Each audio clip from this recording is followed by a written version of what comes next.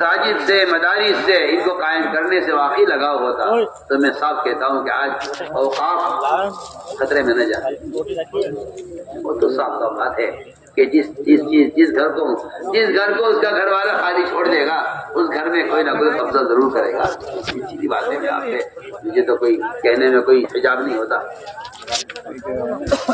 اوقاف کا خطرے میں آنا اس بات کی اللہ کی قسم علامت ہے کہ مسلمان کو مدارس سے اور مساجد سے وہ لگاؤ نہیں ہے۔ اگر آپ کی دکان پہ کوئی دعویٰ بول دے، حکومت ہو یا عوام، چھوٹا دعویٰ کر دے دکان پر آپ کی، آپ سیدھے پہنچیں گے عدالت میں،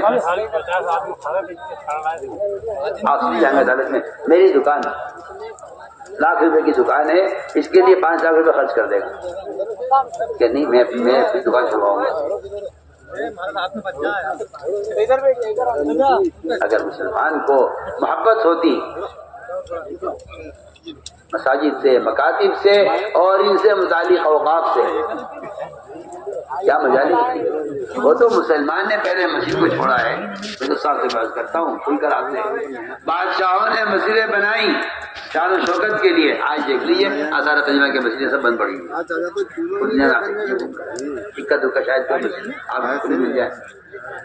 جو مسجدیں نماز کے لیے اور اعمال کے لیے قائم کی جاتی ہیں، آج آپ دیکھ لیجیے جو جماعتیں مسجدیں بناتی ہیں ماشاءاللہ قائم کرتی ہیں، 2 3 منزلیں بناتی چلی جاتی ہے، جی مسجد کافی نہیں ہو رہی ہے، مسجد تنگ ہو رہی ہے، مسجد تنگ ہو رہی ہے، 4 6 جگہ جمعہ ہو رہا ہے ایک علاقے میں کہ جی مسجدیں تنگ ہو رہی ہیں، کیا کریں؟ ماشاءاللہ نمازی بہت ہیں، دیکھ لیجیے آپ۔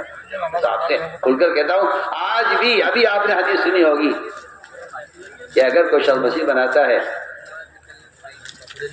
تو قیامت کا قرب ہوگا کہ مسجدیں بنائی جائیں گی صرف سیاحت کے لیے، اور مسجد بنائی جائیں گی تفاخر کے لیے، عبادت کے لیے بنائی جائیں گی، حدیث موجود ہے، اور دیکھ لیجیے آپ جا کر۔ آپ کو ممالک میں ایسی مسجدیں ملیں گی جنہیں بہت پیسہ لگا کر بنایا گیا ہے، وہاں نماز آپ نہیں پڑھ سکتے، وہ گھومنے پھرنے دیکھنے کے لیے بنی ہے۔ بتائیے آپ، یہ بادشاہ نے کیا؟ نہ نماز کو پڑھتے تھے، نہ ان کی آیا پڑھتی تھی، وہ اسلام کی شان و شوکت کے لیے مسجدیں بناتے تھے۔ دیکھ لیجیے وہ ساری مسجدیں جو شان و شوکت کے لیے بنی ہیں، وہ مسجدیں آج بند ہیں، اس لیے کہ جب مسلمان کو نماز ہی نہیں پڑھنی ہے تو مسجدیں ویران کر کے یہ مسجدیں کیسے باقی رہیں گی؟ یہی میں آپ سے سوال کرتا ہوں۔ اس لیے میری آپ سب سے یہ درخواست ہے، سب سے میں سب سے عرض کر رہا ہوں، اللہ جزائے خیر جمعیت علماء ہند وہ قیام مدارس کے لیے، قیام مکاتب کے لیے ایک کوشش فکر کر رہی ہے۔ میری آپ سب سے درخواست ہے، سب سے پورے ملک سے کہتا ہوں کہ آپ جو بھی تعاون کر سکتے ہیں کریں۔ یہ ہمارا کام نہیں ہے، ان کا کام ہے، ہمارا کام نہیں ان کا کام ہے۔ یہ دین کے کاموں کو تقسیم کر کے انکار کر دینا خود دین کو نقصان پہنچانا ہے۔ دعوت کا کام خیر کے تمام تعاون کے لیے ہے، خیر کے تمام کاموں میں تعاون کے لیے آپ جس تحریک سے وابستہ ہیں ہوا کریں، لیکن یہ آپ کی ذمہ داری ہے کہ جب تو جماعت کے آدمی ہے، جماعت کا آدمی کیا ہوتا ہے؟ تعاون علی البر والتقوی سارے ایمان والوں کے لیے حکم ہے، یہ کوئی تنظیمی کام نہیں ہے۔ آپ اس کے لیے جو بھی تعاون کر سکتے ہیں، جان سے، وقت سے، مال سے، زمین سے دیجیے مکاتب قائم کرنے۔ اگر آپ یہ کہتے ہیں کہ نہیں جی اس کو حکومت دیکھے گی، تو میں تو آپ سے صاف کھل کر آپ سب سے کہتا ہوں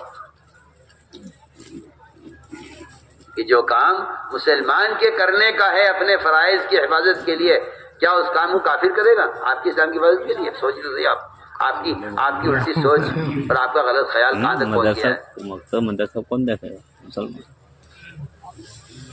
آپ کا کوئی تقاضا اپنا آ جائے شادی کا، مکان کا، کسی ضرورت کا، تو آپ اس کے لیے ساری کوششیں کر ڈالتے ہیں، اپنی ساری صلاحیت لگا دیتے ہیں، اس کے لیے آپ کمانے کی کوشش کرتے ہیں۔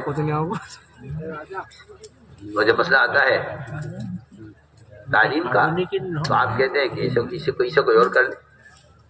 نہیں میرے دوستوں، میری آپ سے درخواست ہے پورا مجمع اس کا عزم کرے، کہ انشاءاللہ ہم سے جو ہو سکے گا اپنی جان سے، مال سے، وقت سے، زمین سے، جائیداد سے، جو کچھ ہمارے پاس ہے ہم اس کو مدارس اور مکاتب کے قیام پر صرف کریں گے۔ میں آپ سے 100 بار قسم کھا کے کہتا ہوں اللہ تعالیٰ کی کہ مومن کے مال کا تعلیم سے بڑھ کر اس سے بڑا کوئی مصرف نہیں ہے، اس لیے کہ امت کی ارتداد کا اور امت کی بے دینی کا جو بنیادی سبب وہ جہل اور دین سے ناواقفیت ہے۔ یا تو آپ مسلمان کو دین سکھلائیں ورنہ کافر مسلمان کو کفر سکھلائے گا، میں تو آپ سے کھل کر کہہ رہا ہوں۔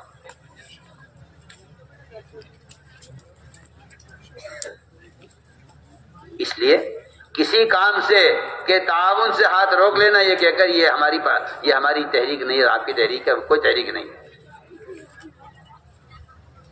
کوئی تحریک نہیں، کوئی کسی کی تنظیم نہیں۔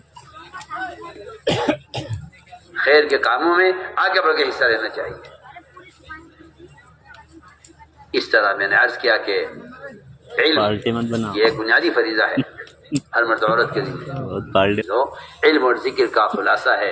اللہ کی اطاعت اس کے دھیان کے ساتھ ہو جائے، یہ علم و ذکر کا خلاصہ ہے۔ اس لیے ذکر کا بہت اہتمام کرو کہ علم ذکر کے بغیر ظلمت ہی ظلمت ہے۔ ایک آدمی گھر کا جغرافیہ جانتا ہے لیکن گھر میں اندھیرا ہو جائے اسے معلوم نہیں دروازہ کدھر ہے اور کھڑکی کدھر ہے اور کمرے کا اور گھر کا دروازہ کدھر ہے اور دیوار کدھر ہے، وہ اگر چلے گا تو ٹکرا جائے گا اپنے گھر کے اندر بھی، کیونکہ اندھیرا آ گیا ہے، ایک دم کھڑا رہ جاتا ہے آدمی اپنی جگہ پر، پتہ نہیں کہاں ٹکرا